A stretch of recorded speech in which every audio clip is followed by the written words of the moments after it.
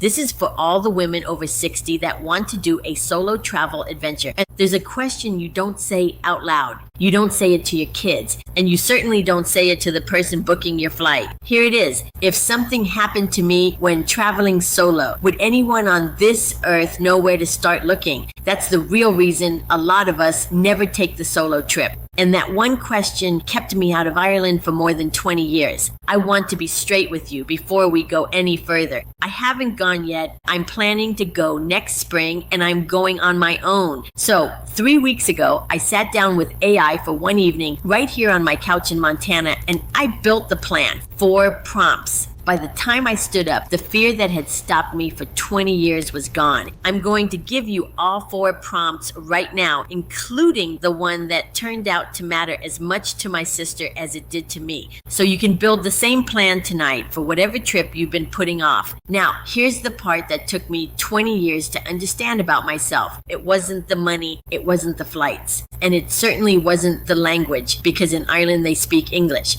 That's exactly the point I want to make. I picked the friendliest, most welcoming, easiest possible country for a woman traveling on her own, and I still didn't go. For 20 years, so whatever was stopping me, it wasn't logistics. And here's how I know for certain. I'm also planning a trip to Japan with my son. Japan, where I don't speak a word of the language. I can't read the signs, and everything about it is genuinely unfamiliar. And that trip doesn't frighten me even slightly. I'm excited about it. So it isn't foreign countries, it isn't distance, it isn't my age, and it isn't my nerve. The only difference between those 2 trips is that on one of them, somebody knows where I am. That's it. That's the whole thing. And once I finally saw that written down in front of me, I stopped trying to talk myself into being braver, and I started building the missing piece instead. Let me show you what my planning used to look like, because I think a few of you are going to recognize yourselves here. 23 browser tabs, a notes app with 4 hotels in it, and I couldn't remember choosing a single one of them. 5 friends who'd all been to Ireland, all of whom gave me completely different advice,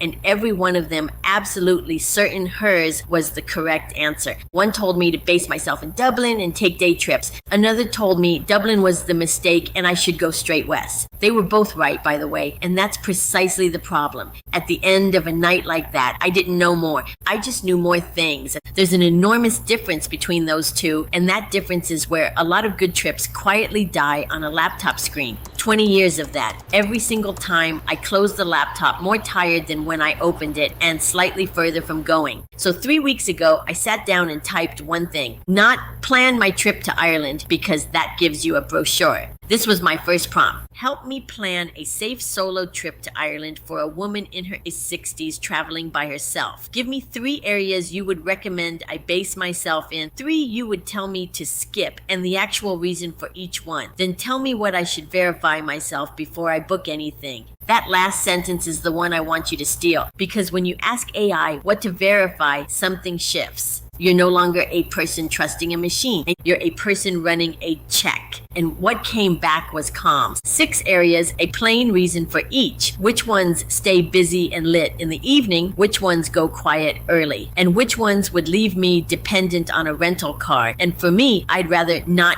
be driving on the left. Then a short list of things to confirm myself with current sources. I took that list to the reviews, and for the first time in 20 years, I knew what I was actually reading for. That's the whole thing about AI, and I want to be clear about it. And it doesn't make the decision. It gives you a second set of eyes, so you're not sitting at the kitchen table at 11 at night weighing everything alone. Sometimes you don't need a perfect answer. You need a starting point that doesn't make you tired. So I kept going. I pasted in the reviews for a place I was considering, and I asked it something I'd never once thought to ask a human. Do not summarize these reviews. Tell me what women traveling alone mention more than once, good or bad. Then tell me what nobody mentions at all. That second part matters far more than you'd think, because reviews will happily tell you the breakfast was disappointing. What they won't tell you, unless you ask, is that in 400 reviews, not one single person mentioned the front door being locked at night or anyone being at the desk after 10. That silence is information. So I emailed and asked. They wrote back back the next morning, and now I know. That's a question I would never have thought to ask about a thing I'd never have noticed was missing. Now here's the layer that did the real work, because the fear was never about the itinerary. It was about the idea that if something went wrong, nobody would know where to begin. So I asked for this. Take this daily itinerary. For each day, write me a short message I can send my sister and my kids each morning, where I'm going, roughly when, and the time I'll call them in that evening. Keep it to 4 lines. Write all 14 of them now. All 14. It took about 40 seconds, and they're sitting in a document on my computer right now, months before I get on a plane. 14 mornings of somebody knowing exactly where I am. Already written, already done.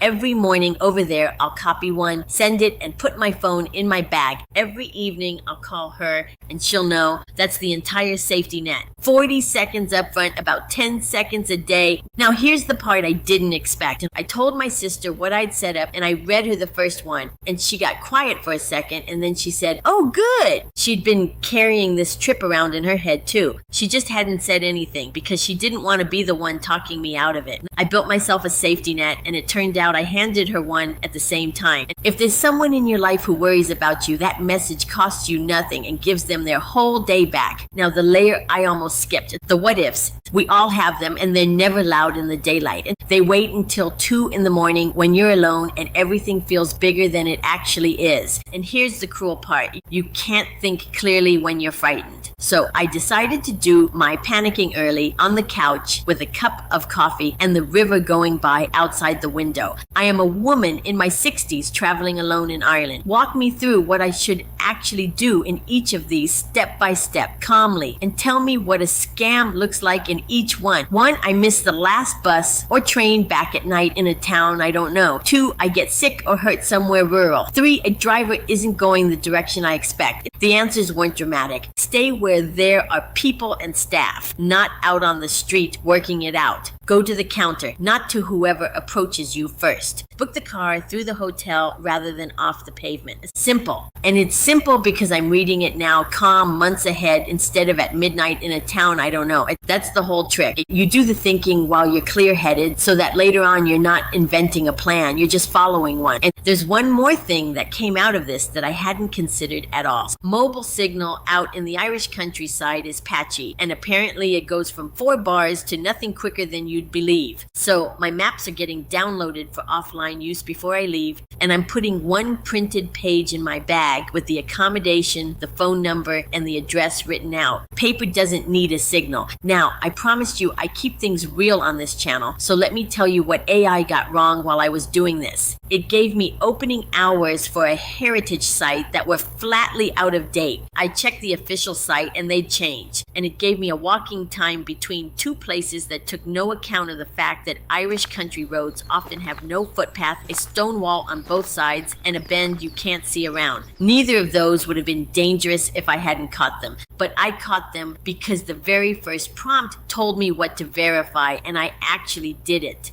That's why that prompt matters so much. Think of AI as a very well-read assistant who has never once set foot in Ireland. Used that way, it's worth its weight in gold. Trusted blindly, it'll hand you a locked gate and a walk you should not be taking. You're the one who checks. That's not a weakness of the tool. That's your job, and you happen to be extremely good at your job. So let me tell you what I've got now that I didn't have a month ago. I know where I'm staying and why. I know what I do if the last bus doesn't run. My sister and my kids have where I will be and what I am doing each day. My maps will work when my phone doesn't. And there's a piece of paper in my bag with my address on it, and none of that is exciting. Nobody's going to make a film about a woman with a printed page in her handbag. But here's what it did. The fear used to be a fog. One big shapeless thing sitting between me and Ireland, and you can't argue with a fog. Now it's a list. And every item on the list has an answer next to it. That's the whole difference. Not bravery, not a personality transplant at 62. I just stopped trying to feel differently about it and started answering it 1 line at a time with something that would sit there patiently while I asked it 20 questions at 11 at night. For 20 years, I had a reason not to go. I don't have one anymore. That's not a small thing. AI can't make travel risk-free. Nobody can, and I'm not going to sit here and tell tell you otherwise. What it can do is take the weight off before you ever leave the house. It turns the unknown into a list, and it makes certain that somebody always knows where you are. So the thing standing between you and the trip you keep postponing becomes a calendar,